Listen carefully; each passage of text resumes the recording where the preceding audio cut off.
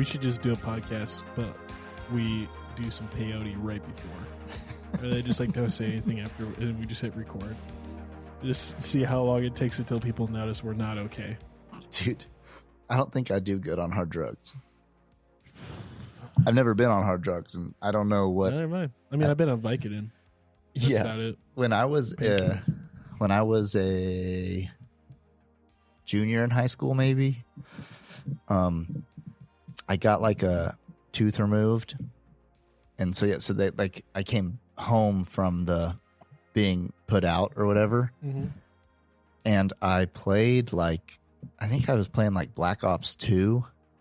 Dude, video games while on drugs is never fun. Oh my god! Like, I didn't know. I'm so bored. What else am I going to do? And then you're like, this is wrong. This is a bad idea. I was almost done with the campaign, but I restarted, and it's this one where you start off as like a Russian in a prison camp. But there's also there's something I can't remember the story now. But in the storyline, there's some psychotic like. Are you sure this isn't the first Black Ops? It might be. I don't know. I just remember there was a story where there was something happened, but it didn't happen in the guy's mind. So yeah, like I was shooting JFK, something like that. So I was high. I deleted my progress and restarted, and then there was I had to recall this later because I was high, deleted my progress, started a game, played a video game as a guy who's has different memories of himself and was playing through the storyline. And then I woke up like the next day and I was like, what is life? Like what happened? And I did not know what was going on because this experience I'd had through this other character's mind and his mind breaking while my mind wasn't okay. I guess that's gotta be the highest I've ever been. Bro, dude, I was trying to play Super Smash Bros. Brawl on the Wii with the Wiimote and nunchuck on Vicodin and a broken femur. And I was crying. I was sobbing. I was so frustrated. You know how fucking hard it is to play that game with the Wiimote and nunchuck in the first place? Yeah.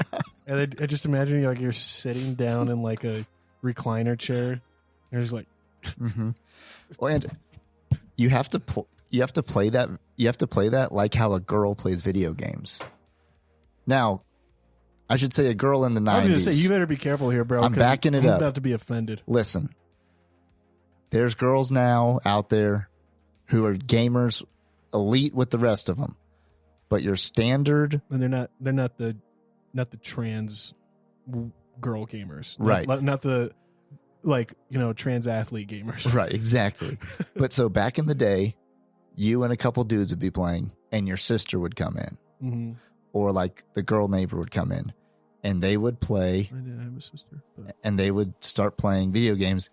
And when it was time to jump, what do? They moved the remote to jump. And so that's all I'm saying is when you're playing Super Smash Bros. with the Wiimote and the nunchuck, you're sitting there trying to jump around while you're high as a child. Bro, then you didn't. You know what you just told me? You've told me you've actually never had the spiritual experience of playing a From Software game. From Software? What is that? From Software is a developer. And From Software, they're the makers of, I think, the greatest games ever made. Really? And I say greatest games ever made because I think they're very balanced and are at the core a true gaming experience. And they touch everything I want out of a gaming experience. From Software are the developers who started out making some old school games back in the day. I can't remember them all, but the first big one that kind of got like all the buzz was a game called Demon Souls. And then the spiritual successor was Dark Souls. When was this in time? So Demon Souls, I want to say, came out in like 2003 or 2004. This is when the age of the GameCube dying out and the PlayStation and the Xbox becoming king. I would say Demon Souls came out on Xbox One, the actual first Xbox. Yeah. If I remember correctly. And then Dark Souls came out. Dark Souls was like a 360 one, but it was also a sleeper one. And I remember like trying to learn how to play Dark Souls with my buddy because he had it on his computer. He got it in like a Humble Bundle. And Humble Bundle for the computer. Do you know what that is? Nope. Humble Bundle is a website where a bunch of developers donate their video games or their software packages or their books that can be read electronically or just all these, or like their courses on how to learn stuff. And every week or month, there's usually like a new group of people donating these things, and you get to kind of pick whatever price you want, and you get like you donate the money and it goes to charity. All of it goes to charity. And then let's say like $5 gets you like these 5 games, but $25, if you donate $25, you get like these 30 games. You know what I mean? Yeah. So I think he had gotten it from a Humble Bundle, and he's like, dude, this game is so fucking hard. It's unbelievable. I was like, what do you mean? He's like, there's no direction. There's no tutorial. Nothing makes sense, dude. Like, I can't even get past like this first room. Like the first room has a boss in it. And like, none of this sounds new to so many people who are going to hear this and listen to this. Like, people are like, what? Yeah, a boss in it? What? That's not new. It's like, no, you don't get it, bro. Like, no one gets it. There was a time when you just, every game had a, hey, listen, I'm going to show you how this is done. And then you'll go through the first stage. And at the end of the first stage, there'll be a first boss. Bro, this game was the first game we played, and there's no tutorial. Like, you press X and some scribbles on the wall, and it's like, comes off as like badly translated Japanese. Like it's not proper English grammar. And you're like, what the is this telling me? And the camera is all wonky in third person and kind of banging around on the walls. And you're just like, how? What? And you're really like, you don't move quickly walking, but then you can like roll really quickly, and you're naked, and you're just like, what is going on? And like the intro was so Japanese that like it wasn't in Japanese, but like you could tell it's like English translated from Japanese. That you're just like, okay, no, not tracking with any of that shit. That was that was too old English for me to really follow. And you get not even really out of the first area. You're not even to the point where you're going through the first stage. You're just kind of walking in this asylum, this abandoned like medieval kind of collapsed asylum area. And you walk through these doors, and there's just this thing that looks like tree roots growing out of the top of Shrek's head, and it's got like these tiny little bat wings, and it's got a fat ass bottom, like fat ass. Like when it turns around and you see its glutes, you're like, whoa, whoa. 1 Corinthians 6:18, man, I ain't gonna stumble, man. My body's a temple. Like no way, because them some jiggly glutes, and like. But it's ginormous, and it's not supposed to look really attractive. It's just supposed to look demonic. Yeah. And it's got this big old kind of stump hammer. And you just see it, and it's called Asylum Demon, and its in health bar takes up the whole bottom screen. And you're like, this is not fucking real. This is not fucking real. I don't have a weapon. Or like I have a club. And you're rolling around, you're wailing on it, maybe. That's if you don't just get hit immediately by like its untelegraphed attacks that you haven't learned yet. And like you hit it, and like its health bar goes down by like a little sliver. You're like, oh, I'm so and you're just running around screaming, and like you go behind like a column of rock, try to figure out like, is there a way out of here? Do I actually have to fight this? And then it just smashes the column down and hits you, and you die. And you start over, and you go back. You're like, okay, so now what? And you go back, and you're like, wait a second. I just opened this door and the asylum demon's down there. Wait, did I respawn somewhere else? And you realize that dying is not a reset necessarily as much as it is a mechanic of the game. And that you had to die to come to this new area. And this new area is like above, and you kind of can move around the demon and explore more of the stuff and kind of complete the stage to the point where you can escape without having to worry about beating this boss. And you accept, you're like, okay, so this isn't just like as upfront as I thought it was. Like, this is a game where like it it wants me to be uncomfortable, and out of that uncomfort, I'm going to learn like what the game's trying to say. Mm-hmm. And eventually you go back to that area as part of the story. Mm-hmm. You beat the shit out of that jiggly booty boss.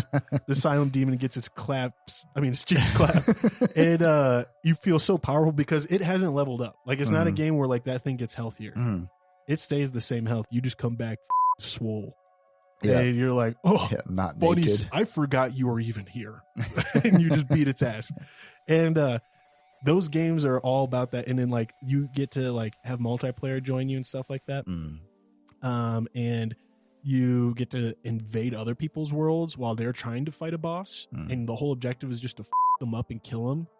And that way they pull their hair out because you just killed them when they were getting close to beating a boss fight. It's all of it is like so perfectly balanced with stress. And you realize like dodging and the enemy attacks are all a part of like a sequence of timing. And it's kind of the same thing as almost... It could be easily, I think, replicated for a similar experience in Guitar Hero. If when someone was playing Guitar Hero, you could literally invade the middle of their set and just start jamming better than them, and they would lose, and they'd have to start over.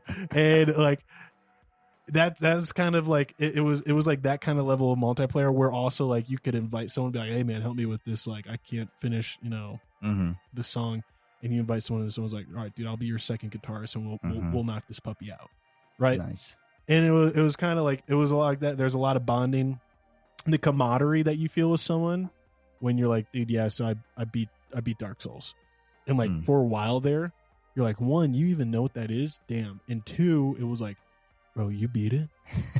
You beat it? How long did it take you? And I'm like, yeah, man, it took me a while because guess what? And you're like, when you got to the first bonfire, you went straight down to the city under the ground with the giant skeletons. It's like, yeah, I did. And I was like, bro, I did the same thing before I realized I had to go right and go to the goblins first. And it was just like, dude, man, classic mistake. It was like a game where you could have very similar experiences, but also very different ones, because it just doesn't hold your hand. And then it got popular, Dark Souls 2, Dark Souls 3, and then Elden Ring, which was Game of the Year just recently, just came out in 2021 or 2022. And Elden Ring was the same thing, bro. There were so many people who got Elden Ring because they just saw the trailers and like they just didn't understand what they had never played Dark Souls before. Like, this is gonna be sick. This is gonna be like grimmer Skyrim, bro. And so many people got it and they couldn't get past the first boss, and they just fucking bitched and they complained. They returned their copies. They like just left bad reviews on the Steam web page, like, this game's dumb, you can't even play it. And I can't even get past the first guy. This is stupid. Why does anyone enjoy this? And then like as soon as all that peasant trash was wiped away, I was just like, so who's left? And like then the people who were still remaining, you realize they're like, this is my first time and I love this. This is crack cocaine. I just beat Godric, and boy, let me tell you, I'm on a whole nother level right now. And like the feeling that you have with those people and like the camaraderie of like going through those it's essentially like just going through hard experiences together, and like almost like self-punishment discipline experiences, which is odd because it's a video game and we don't really think of video games as being a form of discipline. But when you go through a game that is actually punishing, and you think, man, I should just quit because this is so hard and I'm having to spend so much time trying to figure out a different way. By the time you're through it, it's kind of like you kind of do have that feeling that I feel like you get with like anyone else who kind of, you talk about working your high school summer job and they're like, yeah, I did landscape. And you're like, damn, bro. So you get what it's like. You get what it's like to get to the end of a summer and look back and be like, wow, where did that go? That was crazy. And that was some hard work. And damn, I'm fucking tan and I'm jacked. And, or like roofing or anything like that, Like I'm tan and jacked and planning on going to college now. Yeah, exactly. Yeah. And so anyways, all that said, those games, legendary games that for me are kind of like what the were we talking about? I don't remember. Man, come on, help me get there. We were talking about doing peyote games, doing games while on drugs. Yep. And then That was it, I think. no, come on, we were talking about something. Spiritual experiences with games. I don't know. Maybe best games that we've ever had. I don't know. Hey, anyways, it's one of the games, man. Elden Ring. Fucking love Elden Ring, dude. I love Dark Souls, man. Look at that. That's how good those games are, bro. Totally side tangent of just like enthusiasm for those things. And I totally forgot what we were talking about. There was one, as a kid, there was one Star Wars game I had that I just could never get past the first level. Were you in a ship or were you a dude? You were a dude and you were a lady. A lady. At the very beginning. And you basically like shoot like 3 stormtroopers and then you're just in this giant headquarters base. And you have to figure out this puzzle. And I never did. Like, I think I got the game too young. Yeah. Like I was like, I think I was like 11 and you really need to be like in high school or something to like understand what's going on. Cause it was more like that, you know. Dude, that's the way I felt about Star Wars Knights of the Old Republic. It was the one before Knights of the Old Republic. And there was Knights of the Old Republic, and then there's Knights of the Old Republic 2. Yeah, I know. This one came out just before. Like it was the Star Wars game before that one. Gotcha. It was, but like I just remember getting Knights of the Old Republic, and I was like, gosh, maybe 6th grade when I rented it. And I was like, what the is going on? Because the cutscenes were kind of not very clear. Yep. And like the choices were like everything felt so slow, and I just couldn't keep track of anything. And I was like, after we got off the ship, I was like, oh, there's more to this game? Yeah. I thought it was just going to take place on the ship the whole time. And I just remember being really confused. And then I got it on my phone later in life. And I was like, oh, this game's hella fun. Amazon gave it away when they were trying to do, like, get a lot of people to play through Amazon games or whatever on their phones. They gave away a mobile port of Knights of the Old Republic for free. And it was fun. Yeah, this one came out in 2002. It was Jedi Outcast. Huh. And then Knights of the Old Republic came out next. But it was same. I think it was done by the same folks. Like BioWare? Yeah, and it was that same style. Whereas like it doesn't walk you through it. Yeah. You got to figure it out. BioWare makes some really good games, but their games aren't very intuitive. Yeah, I had no idea. It was so not intuitive. I just played multiplayer. Yeah. I played the first Mass Effect by them, and I got like an hour into it. I was like, this is f***ing Snorville. And then they released Mass Effect 2, and I was like, all right, fool me once, and I'll try this. And I tried it, and I was like, oh, this is so good. And I realized, I was like, wait a second, what's different? I'm a sophomore in high school. Oh, yeah. The other time I was an 8th grader or whatever. So I guess I'll try them all out. And I love those games. I played all 3, and they were all really fun. Yeah. Yeah, we did talk about Super Smash Bros. We were talking about Super Smash Bros. Super Smash Bros. Oh, you game. said I've never played a soft From Software game. Yeah, that's what got us on that one. Oh, okay, gotcha. And I never. Those are pretty hard. Yeah. They're really hard. But this is why I said that, because you're talking about the way girls behave while playing video games. Yeah, bro.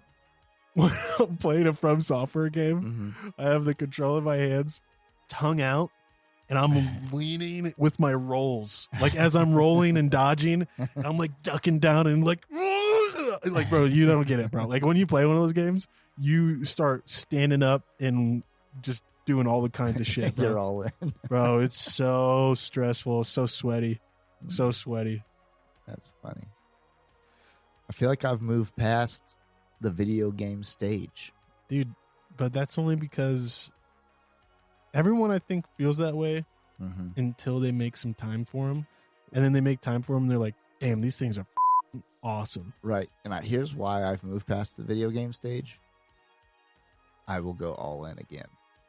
It's like, dude, it'll be like I've got wife, kids, and a job, and it's like I will just be on that Xbox all night long till the sun comes up.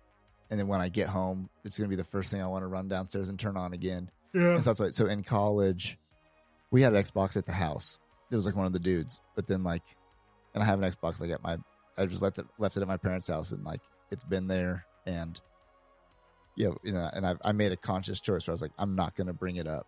I'm not going to hook it up to my dope new flat screen TV. Yeah. Because I'm too weak. Yeah.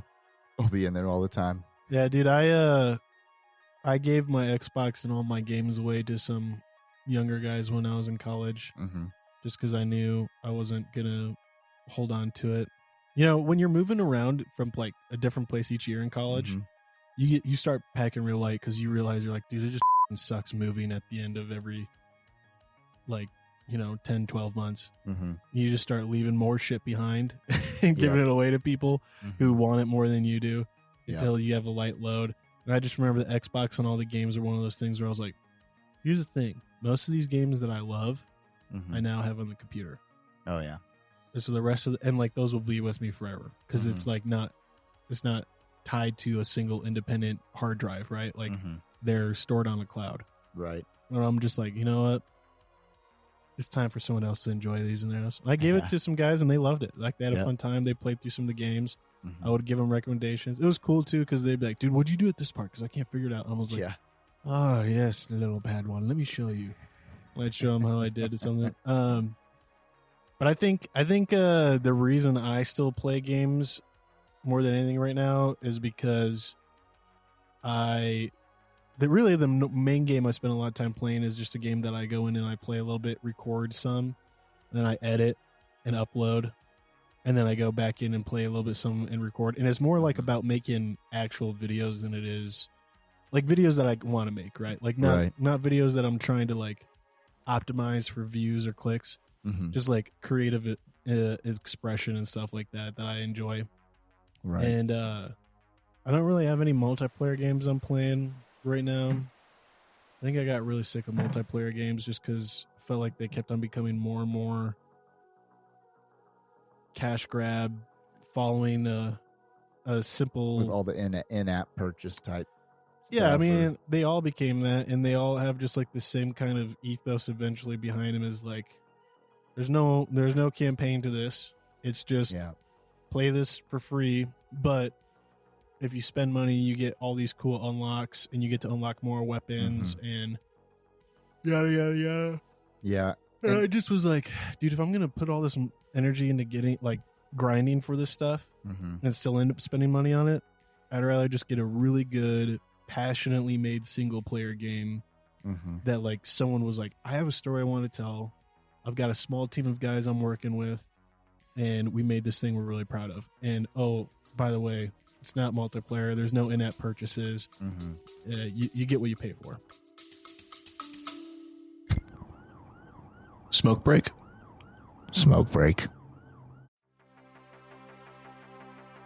Hey, Ken, it's Mick, and I've got something important to talk about. We all hope we never find ourselves in a self-defense situation, but life's unpredictable. Enter the National Self-Protection Plan from Attorneys on Retainer, an actual credible law firm you can put on retainer for your self-defense needs. For just $35 a month, you get national coverage in all 50 states for criminal and civil legal representation in self-defense situations, complete with a 24/7, 365 toll-free emergency line. That's real legal support when you need it most. What's in the package? Bail bonds, scene cleanup, firearm replacement, even mental health counseling. Plus, 0 fees for a laundry list of defense-related costs like expert witnesses. So support the show and get yourself some peace of mind. Click the link in our show notes or visit our sponsors page to sign up for the National Self-Protection Plan from Attorneys on Retainer. Hey folks, Pat here. If you're like Mick and I, you're a fan of classic tales like Lonesome Dove, Blood Meridian, The Three-Body Problem, and Steinbeck's East of Eden. With Audible, you can dive into these epic stories anytime, anywhere. Sign up for a free month, and your first audiobook is on the house. To start your free trial and support our show, click the link in the show notes or swing by the sponsors page on our website. Want an awesome website for your podcast? Check out Podpage. We use it for the Mick Pat show, and it's a game changer. Set it up in minutes, no coding needed. Support the show by using our link to get started. Your podcast deserves a home as great as ours. Podpage, the one-stop solution.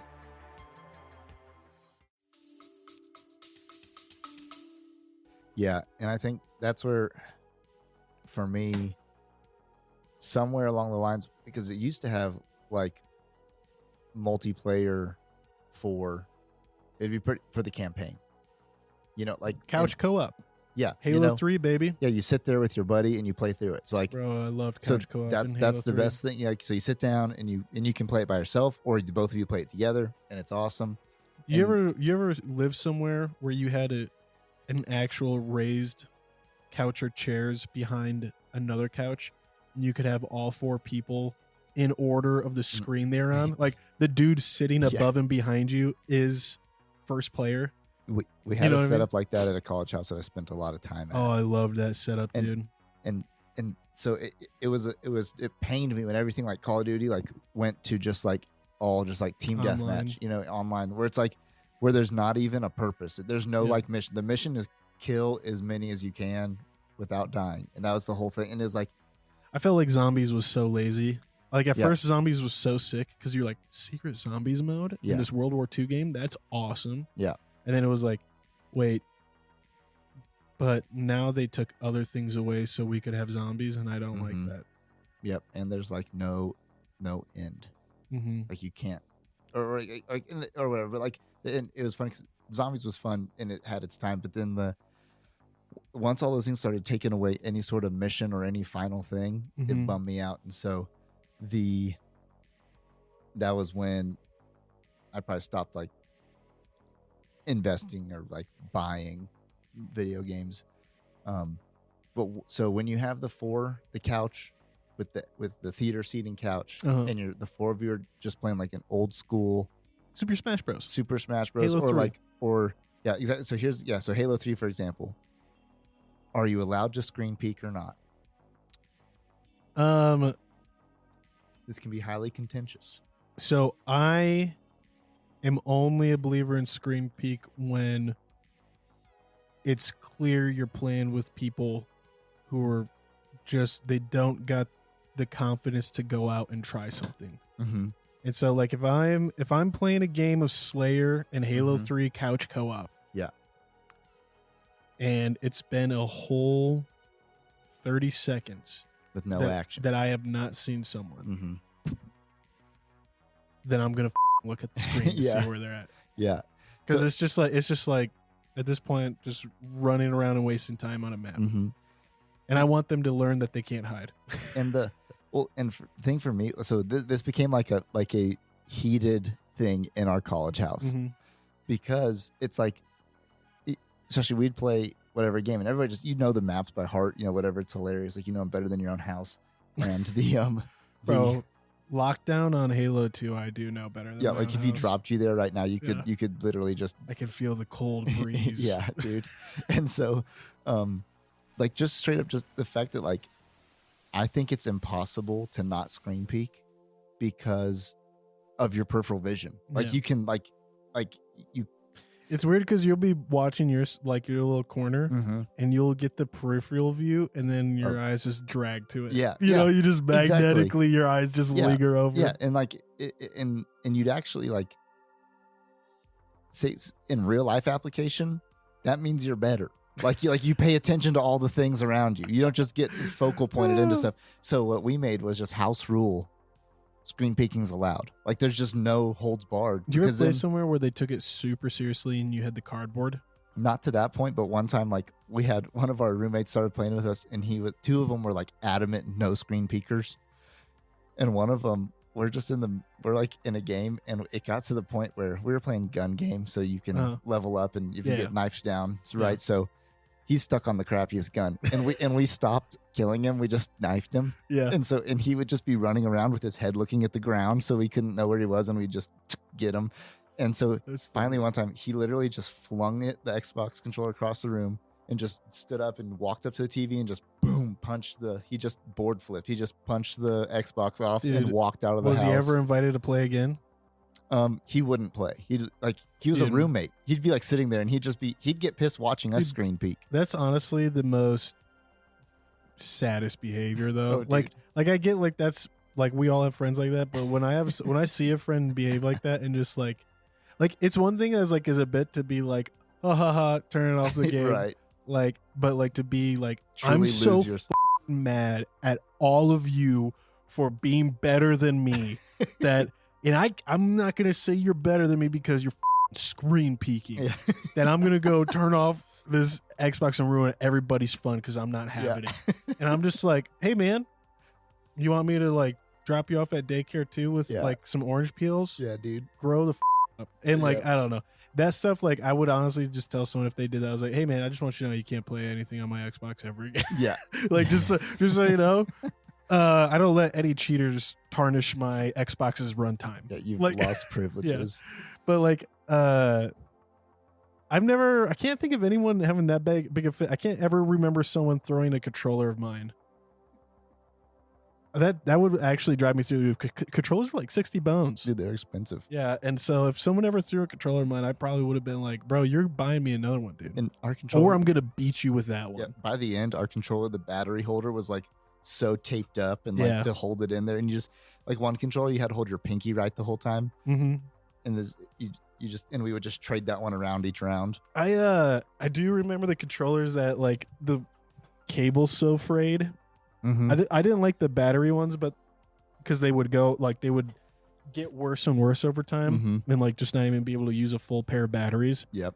But the issue with the cables is like eventually the cable just frays so bad that like you have to really slam that B button to get the input to go through the cable. But the ones that I really miss were like the couch co-op experiences of essentially like you just have that one friend that you only play that one game with. Yeah.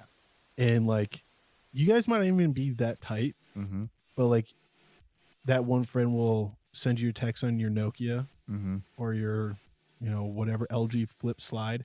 And they're just like, hey man, Gears of War 2. And you're like, I was just about to say Gears of War 2, over dude. here. Gears of War 2 was my... Start pedaling, bitch. Yes, I want to hear rubber burning. That's the phrase. I was literally about to say, one of my buddies... Gears of War 2 was hard. We weren't that close necessarily, but like I went over to his house for a sleepover, and we played Gears of War 2 till the sun came up. You didn't beat it. No. I was going to say, that game was so hard. Yeah, but just like, playing through it. Yeah. It was awesome. Dude, I remember that game, like, we were playing on the hardest difficulty, and like we just wanted that achievement just for the bragging rights at school. And I remember the thing that we were stuck on for so long was the fucking fish in Gears of War 2 is this giant fucking fish that you had to throw grenades in the mouth. But the textures on the water were bad. You couldn't ever tell where the fish was. And it would just do like the thing where like your body just explodes because like you're dead. Like it wasn't even like a direction. It was just like, oh, fish moved and you're dead. And your body just goes and like the screen goes bled. And I just remember being like, dude, this is so fucking dumb. Why are we doing this? And I was like, we were like 7th grade. The other one though, same kid, we were trying to do just the 2-man complete Halo 3 on Legendary. And we were stuck forever on the one part where you're at the military base and it's just like a long hallway with essentially 3 lanes. As soon as you walk in, these bug guys, the drones fly up, and then there's a bunch of brutes at the end. And you're just trying to push up and kill these brutes and then get around the corner so you can make it to the rest of your like Marines or whatever. And dude, I mean, for probably 10 hours, we just kept on dying to try to get past these brutes on Legendary. It was so hard. I remember though, some great memories of Super Smash Bros. Co-op. Oh yeah, like because most of the time you're playing, Super Smash Bros. Brawl co-op. Because I don't think a lot of the other ones had an actual campaign, but Brawl had a campaign where it was designed for you to like be able to have 4 players playing the campaign together. Oh really? It was hella fun. It was really well done, and they always did a good job of making sure like the cut scenes made sense of like in the game and what characters were together, and then like, of course, those are the characters you get to play as. And it was really good fun. I remember that being really enjoyable. But dude, the amount of times in high school we would just get like goldfish, pizza pockets, and Oreos. Not pizza pockets, bagel bites. And we'd essentially use them as wagers, like chips. And we'd set up a bracket on Super Smash Bros. Brawl, and we'd bet on all the NPCs, just like in the bracket fighting each other. And then like you have to play and you're trying to win because if you win, you get some chips too. And dude, it was so fun trying to like just do those brackets and get to the end and like putting bets down. And you're like, oh, come on, Peach! Like just like losing your mind. But it was a good time, man. Those are some really fun memories. I was never great at Brawl though. Were you ever good at Super Smash Bros? I was good at Melee, but I never played Brawl. Oh, dude. See, I mean, I was never good at really any of them. I was decent. Like I would say I was average, if not above average, just because of having so many people I was playing it with. But dude, I legit would lose my guy all the time. Like we'd be playing, and I was like, "Where the did I go?" Yeah. And that happened so often that like I knew I was never going to be great at that game because I could never stay focused on my dude. It's a totally different. I don't know if there's very many other games that has that perspective shift too, where like when everybody spreads out on the map, it's just that it's really 2D. The map gets so far pulled back. Yeah. Yep. And some characters are just trash.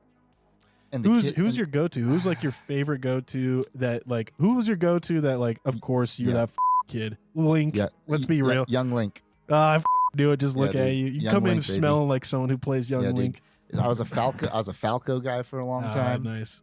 And Young Link is my go-to. And then but Kirby is a sleeper, dude. You, dude. Dude, Kirby's I actually sleeper. thought we were gonna like. I used to view you as a friend until you just had those words come out of your mouth. Who's your? I hated the kids who played as Kirby because they just always win. They just play as Kirby to sit in the corner and go. Yeah, they just suck you up and then they just turn around and shoot you off the map. And you can never get them off the map. It was so hard to knock them off. Oh yeah. How about you? Oh gosh, I hated Kirby so much.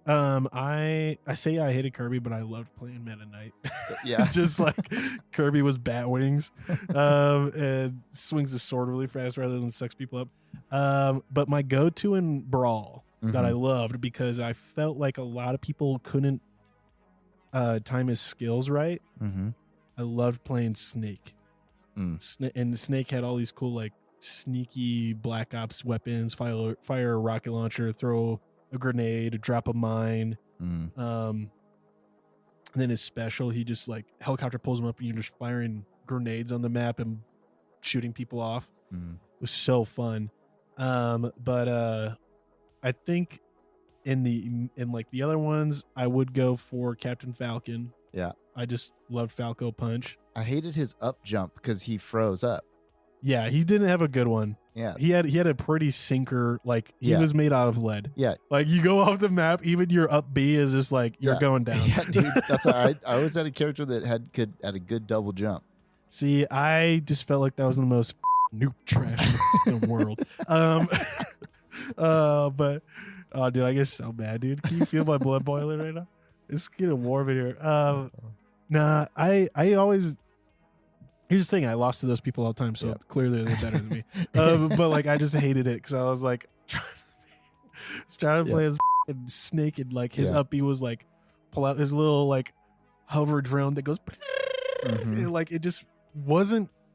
It just wasn't nearly as good as like Kirby's Inhale or like the Fly characters. Oh, yeah. And dude, Link's was hard though. Link's was a rough one because his was like kill yourself. Yeah, it was throw the sword up, catch it, slammed like, and then just like slam down to the ground. Yep, and it was like you better time that right. Yeah, if you don't do it in the right spot, it's bad. You just slam off the map. If I was playing with like a noob, I'd be Donkey Kong. So I'd just walk around with pound the ground. I'd walk around. Yeah, just get the ground, pound him. You know I'd walk around with I'm so mad at you. I just walk around with a loaded punch, or when you can carry him, just grab him, carry him off the edge of the map, and boom. Or I'd just suicide him. Like if you're playing, that was the worst thing. If you're playing like 5 lives and like you just have 2 and they have 1, you just grab them and jump off and carry them down. The most. I hated that, dude. That was like the cheapest thing.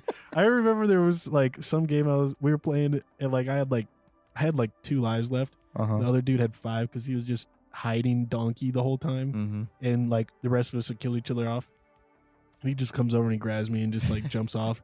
And then the second time he does it too, and I was like, "You're never invited to my house again." Like, I just want you to know. I just remember looking at him, and was like, "Gosh, if I could like if I could get away with murder right now, I'd bury you in my backyard. Like, it was such anger. But I never threw my controllers, and I never would turn the game off on anyone Never else. force quit. Nope. Yeah. There was a couple times I turned the Nintendo 64 off when I was a little kid. Mm-hmm. And it was just because there was other kids that were over that, like, I didn't know really that well. Mm-hmm. But they had asked to come over and hang out, or I'd invited them for school to get to know them. And they'd be over there, and I just realized, like, you're annoying as hell, and you have no care for, like, you have no respect for my shit. Right.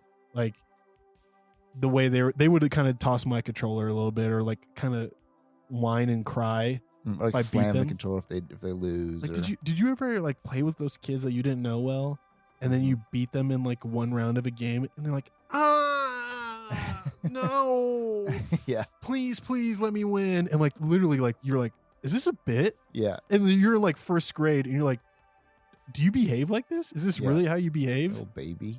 And dude, I just remember I was like, I would turn off the Nintendo 64 like that. I'd be like, hey, actually, my mom said I can't play. I forgot. We can't play video games. And then I'd like just try to make them so bored they'd leave. Like, just like, they'd be like, oh, well, what are we going to do? Can we play with your Legos? I'd be like, no. And then they'd be like, can we play with your squirt guns? And I'll be like, no, actually. And like, they'd be like, okay. And I'd just be like, I guess we can't do anything. They just end up going home. And I'd be like, I'm never fucking talking to that kid again. Man. I tell all my other friends, I'd be like, don't invite him over. He like cries and complains when you beat him at like, it was like Pokemon Stadium, right? Pokemon Battle Stadium. And I'm just like, what kind of person's a poor sport at getting bested in Pokemon Battle Stadium? And Pokemon Flash. Dude, I never had that one. Dude, it was so dumb. I did like Pokemon. That's the picture one, right? Yeah, you go around and take pictures. I did like playing it at other people's friends' house because it was always like a new experience for me because I had never had it. Yep. And I just loved being able to throw apples at Pokemon and get them to do stuff. Yep. But yeah, it was a good game for someone else to have. You play it for a little bit. But dude, I always wonder, I don't know if the whole world is like this, and maybe it is. Like, maybe people never really grow up or change. And even the people like who actually run our countries and stuff, also are the same kids who like would whine or force quit the Xbox. Oh wow! But like, I could see like every single president being that kid. Yeah, like how would Putin react to an Xbox game as a child when you were beating his ass at it? I don't know. Maybe he just like promised to like rise you up to your true standard one day. You're like, when I rule the country, you'll be the right hand man. Yeah. If you let me win. not even that, just like, I see how you quickly demolish flows. You must do that. Yeah. But dude, it's been so long since I've been in like the battle zone that was the childhood experience. Bro, why don't we can go there, man? We can go like there. With how we behave. I can take you there. I'm not talking about playing video games. I'm talking about like just like even like that interaction you had with your friend, with like those friends of being like, you know, like having those feelings like these kids don't respect my stuff. I want them to leave. Oh yeah, And, or being like, or like dealing with kids who are being bullies. Like if you go to a kid's house, if you've ever been to the kid who goes to the kid's house and like they never give you a turn on the video game, you know, dude. Like that sort of thing, like the battle zone of being a child. They're just like, that was different, bro. I just remember too, like my mom would know for sure. Like if I got on the card, she'd be like, so do you have a good time? And I'd just be like, no, I'm never going back. That kid is so lame and annoying. We're like, nah, they just like, they didn't want to share. They didn't want to play it like alternate turns who was playing or play co-op. I was like, it was so boring. Like, why would you want to be friends with someone like that? Yep. I do remember though, the nicest kids. I was friends with a lot of nerdy kids too. Oh yeah. I remember this one nerdy kid. He had a very conservative Catholic mom, and they lived in an apartment that was like pretty small. But he had this dope ass dinosaur game on the computer that I wanted to play called Jurassic Park Operation Genesis. It's where you make your own Jurassic Park, and like the dinosaurs try to escape and they'll eat guests and stuff. And it was really cool because it was pretty well animated. I just remember wanting to play so bad. He's like, well, I'll talk to my mom and see if you could come over. I was like, oh, okay. It was a big deal because she like did not want, like, she didn't like white kids. She didn't like them being an influence on her son. So I just remember coming over and we got to play for like 2 hours. Mm-hmm. And then I was like, thanks, man. That was so much fun. And he's like, yeah, no worries. But I don't think my mom's going to. He's like, I don't think my mom's going to let you come over again. I was like, all right, man. Well, we were still like good buddies in elementary school, right? Like it was never like a, hey, man, I'm telling you I'm not going to invite you over again because you're annoying. It was just like it was like kind of a one-time exception. Mm-hmm. And I remember like I had so much fun. I went and got that game and I played it. And I still think about him. Like whenever I play that game, it's kind of like a callback. Like I just think about how nice of a kid he was because he was so like quiet, you know, and pretty. He was kind of like classic, like little, like very little for our grade, Hispanic kid with glasses. And I was just like, dude, you know, I just wanted to be his friend, and I wanted to play dinosaur games because we both thought dinosaurs were sick as hell. Yep. And it was always those kids who loved having someone over to like hang out with and play games together. You know, like. Wow, I never got to play co-op because I never had like friends to come over and play these games. And I really enjoyed playing with them because they just relished it, dude. Yeah. I remember like bringing like some of those nerd kids over to my house when I was in school and like being like, so this is Halo. And like, I've heard so much about Halo. This is, you know, pre-YouTube. Right. So they only hear the glories. yeah, like the mythicized. Mythologized. Come on. Words, Pat. Words. Mythical. Why is it so hard? Mythical. The mythical game of Halo and all of the exaggerations that kids have about it, where they're like, yeah, and like then I flew up into space and we like and then I killed all the aliens and blew them up with a nuke. They've heard the word no scope 1,000 times. Dude, that wasn't even around. But they don't know what that means. That was no scope wasn't even around when I'm talking about these kids. Oh, yeah. Like this was like elementary school. Oh, yes. Like 2005, 2004. And then they come over and then I'd like boot up the Xbox and I'd be like, do you want to play? And they're like, I'll just watch you. I'm like, no. And I like pull out a second controller. I'm like, do you want to play? And like, they're like, it was like a holy grail. Like, yeah. And I remember seeing their eyes get all like glittery, you know, and like we just start playing right from the beginning. And like, it was fun to see them do that. They were mostly dead weight and I had to help them learn how to use the camera and move at the same time. But they were also just like a good checkpoint usage. In case I died, I could just respawn on them. Yeah, you stay back here in case I die. I was like, hey, check this shit out. And then I go clean out like a whole hallway and I'm like, all right, come on, dude. Quit dicking around. But it was so cool. I remember like this one kid, he had no games at home. Definitely was not allowed to play Halo. And I just like was like, oh, well, let me just show you this level. And I just loaded up this one level and I just remember his eyes like getting watery and like his jaw open as like our shuttle crashes on Halo and like there's the big panoramic camera shot and there's these ships and like aliens touching down and deploying and like just wide open space and like just the visceral like assault rifle sound. And like I just remember him just like it looked like I had just like shoved cocaine up his nose. You know what I mean? You just give it him a whole new like life. Yeah. Like I know like he went home and probably cried that night because he was like, I need that again so bad. I'll never get that. Like I need that high in my life. Yeah, man. Dude, there was, you're talking about like the nerdy kids and like there was the weird kids, man. I'm not saying weird. Right, I know, but because the weird kids are usually the ones I'd invite over and be like, you can't play with any of my stuff, go home. Right. It's like there was this one kid who I knew like 3rd grade, 4th grade, and 5th grade. He was in my class all 3 of those years actually. And he was always black sheep, like for real bullied on the outside. For good reason though at all? I mean, bullying, it's hard to say good reason. I mean, he would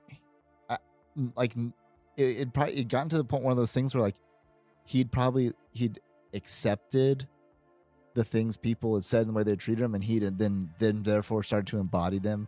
And and he was like, oh, I'm the weird kid. It's like I do weird things or I say weird things. And he was different, but anyways, through like 4th grade and 5th and then really 5th grade, I went out of my way to whatever, eat lunch with him, talk to him, whatever. And I remember I was turning 12. No, 5th grade. How old are you in 5th grade? 11? Fifth grade was 2005, so 10 for me. Yeah. So I think I was turning 11 because it was at the end of the school year, and 5 and 11. Mm-hmm. And so I like invited him to my birthday party, and he came. No, I can't. It was when I can't remember if it was when I gave him the invitation or after he had already come. But it was either before or after. I can't remember. But he came up to me and was like, had tears in his eyes. At the age of 11, he said, "No one's ever invited me to a birthday party." Mm-hmm. He'd never been to a birthday party at the age of 11. Mm-hmm. And I was like, that is so shitty. So he didn't probably deserve it. He like being the really right, like, ostracized kid. Yeah, like he didn't know any different. Like it had been just so bad for so long, and he had weird parents and like weird home life and whatever, you know. Yeah.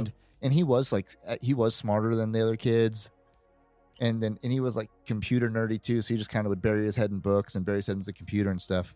But like, I just remember I remember like my heart breaking and the compassion I felt when he said, "I'd never been invited to a birthday party before in my life," and I was like, at that age, you've experienced loneliness at times, and you know what it's like to be lonely or left out. But I was like, I have no idea the depths of how lonely you've been. Yeah. And it was like, it probably like wasn't like at all. I imagine just because of who you are and how I know like your folks and stuff. It probably wasn't in any remote way of like, something that you thought was okay to joke with them about or like to tease them about or bully them about, right? It was probably actually legitimate like empathy, pity. Yeah. I think that's when I felt compassion like well up out of me as a kid, just like, oh my God, like I can't even imagine. There was like me and this one other kid, and he had a pretty not well to do, but I would say like from best I understand like successful parents, and not that my mother wasn't successful.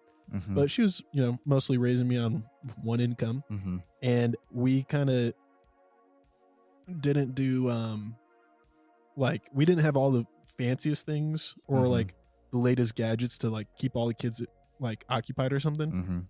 But me and this one other kid, we threw the most bitchin' birthday parties, and our birthday parties were always like a big deal because everyone wanted to like be at them, and like in elementary school, right? Right. Not a lot of kids who were in an elementary school in the same grade, right? They're usually pretty small. And I just remember like my birthday parties were always like the kind of hood rat we wrestle. Yeah. And like we go to the school jungle gym on like, the Saturday, and we play games and stuff at the school jungle gym, and then we go back and like we play games on the Nintendo, and then we stay up telling scary stories. And then this other kid, like, we stayed up telling funny stories and scary stories, but like, it was more like we played football or we went to the pool or something, and then like we got to play with all this cool stuff. Yeah.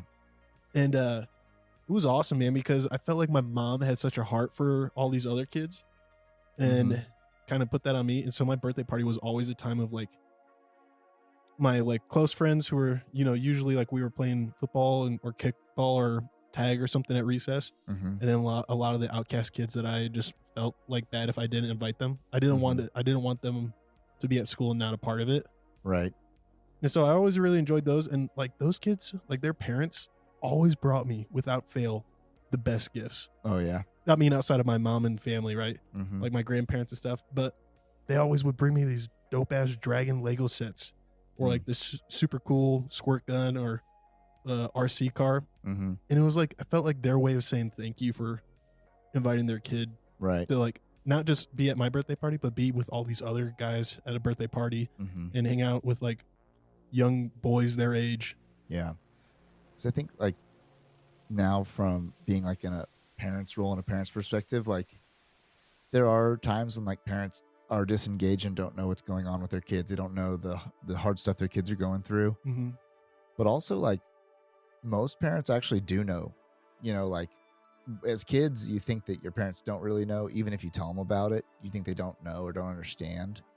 And like, it's like I've talked to parents now who are like, you know, like one couple in particular who's like, their kid just doesn't like school. He feels like, because he feels like he has no friends, like he never gets included in anything. And like, these parents are always like, they're like upset about it. They're like emotionally involved in it, emotionally taxed by it. And it's like, because you can only step in to do so much. Yep. You know, like to help your kids and direct them. And so like that to say that like, yeah, those parents like they were taking note, you know, and like, and thankful for that. Oh yeah, definitely. And like, I just hope that like my kids, especially if I have a kid who struggles, I just hope that they have friends like that, or other kids at school who go out of their way to think of them, you know, or that they will be kids like that who think about others. Yeah. I also like, I don't know about you, man. Maybe you can relate to this, maybe not, but I think I talked about this prior, but I had the knack for befriending kids with special needs and just not knowing they had special needs. Really? Like, yeah. And my mom like brought it up a lot, like the older I got, of how certain friends of mine were special needs, and it was nice of me to hang out with them. And she would ask how they're doing. And I was just like, wait a second. You mean to tell me Tanner's special? How? Like, because he's just like funny. Like, right. You know, and stuff like that. And I always thought that was ironic, because I remember like my first childhood friends, when I found out about it, all of them were special needs. So yeah, I think that's the cool thing about being kids. And like, kids do learn how to be mean quick, and kids do learn how to start to see differences in each other quick. But at the same time, like, that's all like that's learned. And I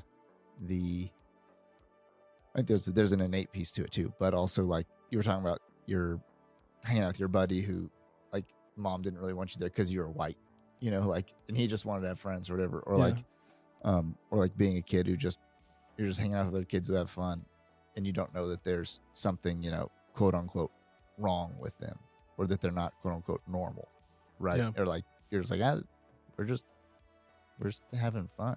Yep. I do remember too. What age were you when you started inviting girls to your birthday party? I think middle school, late, like 8th grade on. Dude, I'll never forget 5th grade. This girl I had such a major crush on. She showed up to my birthday party, and her like dad dropped her off pretty early. So it was like me, her, and then a couple of my buddies would show up, and like, she was into video games at the time. Like, she wanted to play, you know, Pokemon Battle Stadium. But then when my other buddies got there, it was like a bunch of us. We just started taking our shirts off and wrestling, and just like throwing each other around on the furniture and doing super slams. And she just sat there like laughing and like just watching us. And I just remember feeling like kind of embarrassment, but like like kind of like funny shame a little bit. But at the same time, I just remember thinking like, she's the hottest woman I've ever seen in my life. Like, the fact that she's here and she's not like, okay, I want to go home now, but she just like thought it was so funny. And I remember thinking like, dude, at the time, you know, in 5th grade, I was like, I'm gonna marry this woman. Like, I'm gonna marry her. Oh yeah, she was so cool. That's funny. Yeah, and like when that dynamic's so funny too, because like it just all of a sudden shifts where you're just like, I mean, and the boys will be boys phrase has been hijacked into being only negative things, but in this case it's just like, listen, they're gonna take their shirts off and wrestle. Like, there was no stopping it. They know their mom's gonna be mad if their collar is stretched. Yeah, there was no like thought process to get to there. Yeah, there was no planning it out. It just happened or whatever. And you were there may have been some peacocking going on for this. It's like this only girl at the party. Got to show off your feats of strength. Yeah. It was fun, man. It was really funny. Like the most, like, it was almost like rehearsed how so much of like those interactions became, because you'd wrestle until one kid got the air knocked out of him and was on the floor just gasping and crying. Yeah. And you're just, everyone stops and everyone's like, oh, hey, Thomas, you okay? Mm-hmm. Hey, Thomas, oh, don't cry, dude, because my mom will hear. And like, Yeah, dude. I don't want to be in trouble. And like, it was just like the most like ritualistic, like we play until that happens. And then once that happens, then we start doing something else. Mm-hmm. It was just the same thing. And then like you play games until there's enough people at the birthday party, like video games. Mm-hmm. And then you're like, well, we can't play more than 4 players anyways. Mm-hmm. So, but I just remember that being such a good time. Did you ever get so scared though from the scary stories at sleepovers or birthday parties that you had to call your mom to come pick you up, or like you had to go home? Not to that point, but I to the point where, I mean, it was hard to sleep, like just terrified. Like, like terrified to go to the bathroom. Like, you're not getting out of this sleeping bag.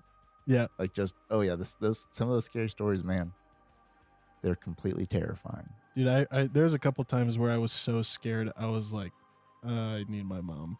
Yeah. I needed my mom to come pick me up. I was like, I just remember they were like such like the stories now you think about, you're like, that's not a story. That's just some scary descriptions of a guy. And then all of us were petrified. Yep. But I remember specifically the depression that you get post birthday party. Oh yeah. The next morning after like you've done the sleepover and like your friends just get picked up one by one.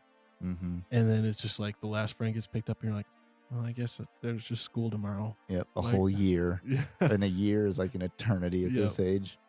Yeah.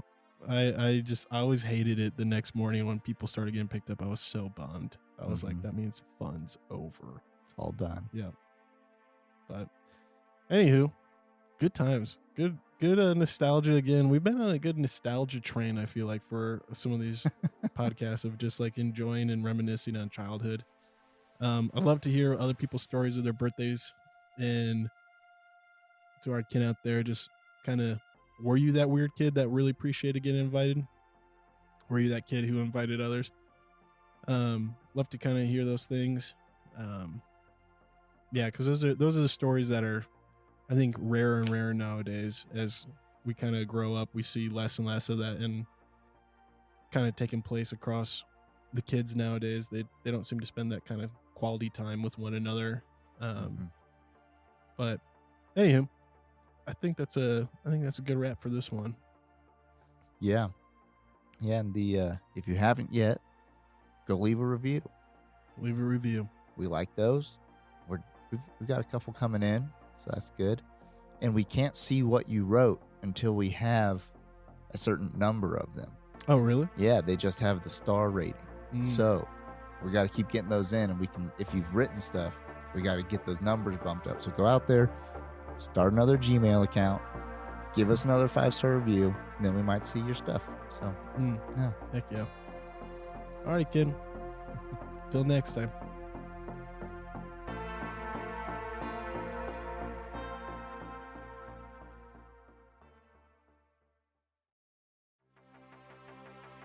Thanks for tuning in. If you love this episode, drop us a review. If you have qualms or comments, leave us a voicemail on our website. While you're there, check out our latest news, merch, and deals from our sponsors. Till next time, Ken.